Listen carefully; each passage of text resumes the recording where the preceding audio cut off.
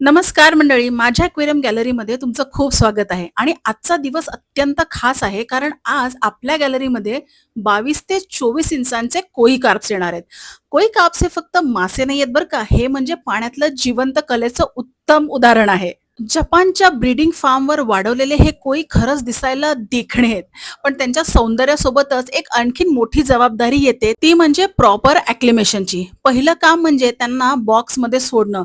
Thermocol पाण्याचं तापमान स्थिर ठेवतो आणि माशांना प्रवाशानंतर शांतता देतो. माशांसाठी हा क्षण खूप नाजूक असतो, म्हणून त्यांना शांतपणे हळुवारपणे हाताळलं जातं. यानंतर हळूहळू टँकचं पाणी या बॉक्समध्ये मिसळायला सुरुवात करतो, कारण शरीराचं तापमान, पीएच आणि पाण्याची गुणवत्ता अचानक बदलली तर इतक्या मोठ्या कोई काप्सना स्ट्रेस येऊ शकतो. म्हणून थोडं थोडं पाणी हेच या प्रक्रियेचं खरं सायन्स आहे. आज आपल्याकडे जे ब्रीड्स आले आहेत त्याच्यामध्ये सगळ्यात पहिला म्हणजे हा कोहाकू, लाल पांढऱ्याचा जादुई मेळ. हा साके काळे पांढरे लाल टिपके एकदम परफेक्ट हार्मनीमध्ये. आणि शोवा जणू पाण्यातला एखादा जिवंत शिल्पच.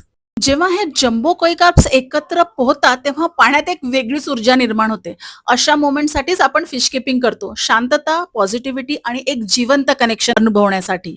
या सगळ्यांमध्ये कोणता कोई तुमच्या मनात घर करून गेला हे मला कमेंट सेक्शन मध्ये नक्की सांगा. कोई कार्प आवडले असतील तर व्हिडिओला लाईक द्या आणि चॅनलला सबस्क्राईब करा. ॲक्वेरियमचं सुंदर विश्व घेऊन लवकरच परत भेटू.